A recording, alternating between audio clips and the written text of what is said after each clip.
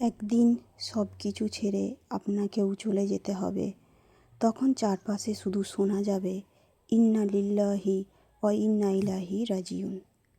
সেদিন আপনার ফোন থাকবে না, আপনার ব্যবসা থাকবে না, আপনার ব্যস্ততা থাকবে না, থাকবে শুধু একটা নিঃশব্দ কবর আর আপনার আমল।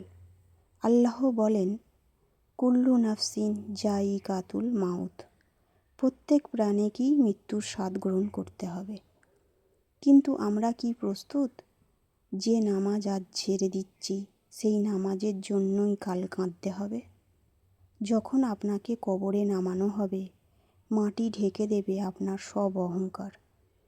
তখন আপনি চিৎকার করে বলবেন, হে আল্লাহ, আমাকে একটু সময় দাও, আমি একটা সেজদা দিয়ে আসি, আমি একটু নামাজ পড়তে চাই। কিন্তু সেদিন আর সময় থাকবে না। আজ যারা কবরে শুয়ে আছে, তারা চিৎকার করে বলছে, হে রব, একবার সুযোগ দাও, দুনিয়াতে ফিরে গিয়ে একটা নামাজ পড়ে আসি, একটা সেজদা দিয়ে আসি। কিন্তু তাদের সেই সুযোগ আর নেই। কি অদ্ভুত না?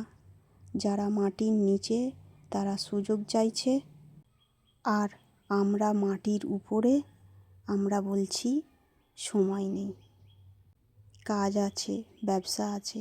কেউ বলে প্যান্ট ঠিক নেই, শরীর পাক নেই। এই অজুহাতে নামাজটা পিছিয়ে দিচ্ছি। কিন্তু মৃত্যু কি কোনো অজুহাত শুনবে? একদিন আপনিও আফসোস করবেন, বলবেন, হায় যদি একটা সেজদা দিতে পারতাম, হায় যদি একটা নামাজ পড়ে আসতাম। কিন্তু তখন শুধু আফসোসই থাকবে। আজই সময়, আজই সুযোগ। যে সেজদাটা আজ দিতে পারছেন, সেটাই কাল আপনার মুক্তির কারণ হতে পারে। নামাজকে আর অবহেলা নয়, কারণ কবরের আফসোস খুব ভয়ঙ্কর। আল্লাহ আমাদের সবাইকে 5 ওয়াক্ত নামাজের তৌফিক দান করুন, আমিন। ভিডিওটি ভালো লাগলে অন্যদের শেয়ার করে দিন, যাতে মানুষ উপকৃত হতে পারে।